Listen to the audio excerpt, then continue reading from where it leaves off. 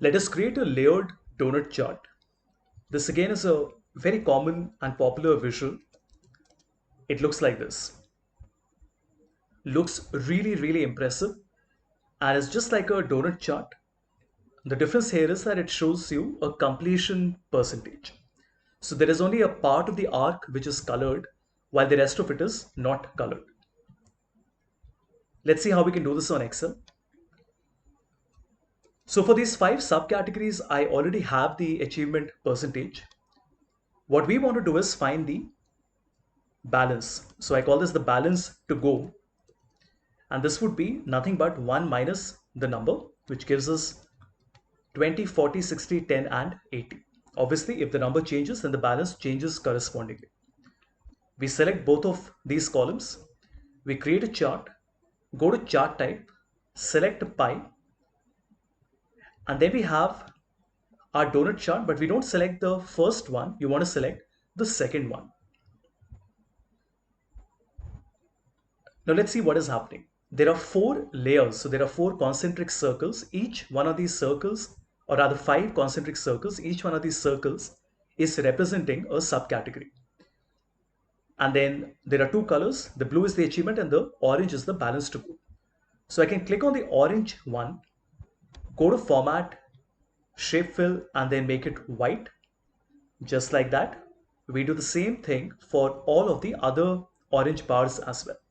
So let me do that once again. We click on the orange bar, make it white. We select the second orange bar, we make it white. The same thing with the third one and the fourth one and the fifth one. So I hope you're able to see where we are headed with this. What we managed to do is that even though the bars are there, we can't see, or rather the arc is there, we can't see it because we have colored it white like this. Finally, what we want to do is to color these separately as well. So we can select the chart and on chart design, go to change color and we can choose different colors like this. Now, right now the colors are not changing differently for all the circles, not a problem. I can just select these independently and then even though it takes a little bit of effort, it's definitely worth the effort. So if you notice, I'm choosing every single subcategory one by one and putting a different color for each one of them.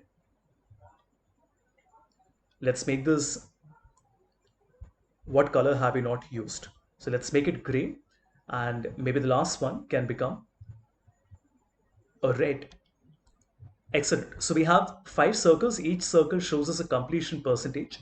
And what happens now is that, let's say appliances which are at 60% grows to 90%, you will immediately notice that the gray arc increases by this much. If you select the chart and you click on legend, the legend unfortunately here will only show you the achievement and the balance to go, but there's not really much that you can do about it. Usually when you do it, you can keep the legend manually and keep it yourself. For example, I can copy these, put it here, and then we can color these cells in the same color which we have chosen on the chart, right? So if you notice, fasteners is red, which is the one in the center. So we choose the same color here. And then appliances can be gray. Then we have binders, which is yellow.